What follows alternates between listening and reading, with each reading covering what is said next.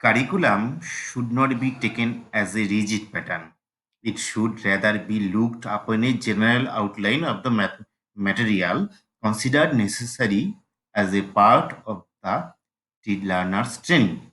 There should be some freedom for the teacher and the taught to choose their subject matter in the light of learning situations as they arise. From the strictly practical point of view, flexible curricula may not be a reality. In a class teaching system, it is almost impossible to cater to individual aptitudes and differences. Either the selection and organization of the content should be perfect, or some freedom of selection and arrangement should be given to the teacher. Now, let us discuss about principles governing curriculum construction. Mathematics is a very vast subject. The teacher does not have sufficient time to teach it as a whole. Hence, the question of selection and the choice of the course content. What should or should not be selected is to be decided according to the scientific criteria. It is already mentioned that there are four fundamental principles that should form the core of the criteria. The extent to which each of these should be dependent upon is now is seen to be. The criteria of practical value. Knowledge for knowledge's sake is a noble ideal, but most students simply can't afford to follow it. This ideal may be pursued in college education, but not in school education. Such knowledge is as practical in daily life is everybody's necessity. Utility aims at intelligent, economical, well planned, well balanced, civilized life. From the point of view of immediate utility and values, there are certain aspects of mathematics which are indispensable for the individual. They are of individual application and importance, and their acquisition by every child should be regarded as necessary.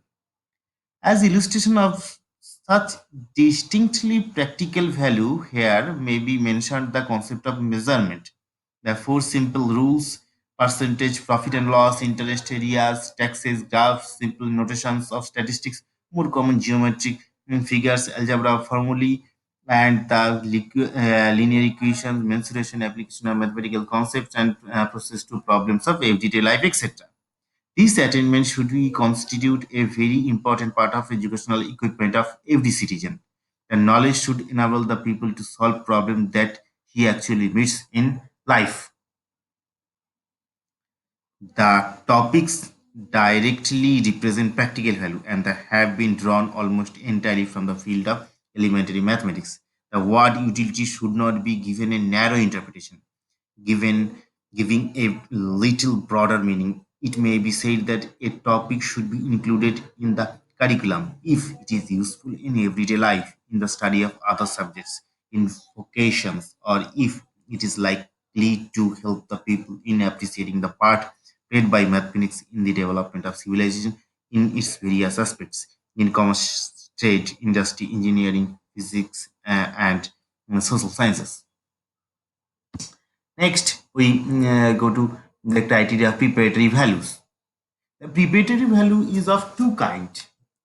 Number one, the part of mathematics in preparing the child for future life, and number B, the part of mathematics in preparing the child for future education. An interpretation of the first kind has been given in the section on the criteria of practical value. It is for the teacher to ensure that those who give up their studies for school age so fully prepared and equipped for future life. This group of students constitute the majority and is need should be given a priority over those who would join the university. Regarding the later part of this criteria, it can be said that a very small percentage of students go in for university. Both the education and administrator have come to realize that in secondary education, there are more other aims important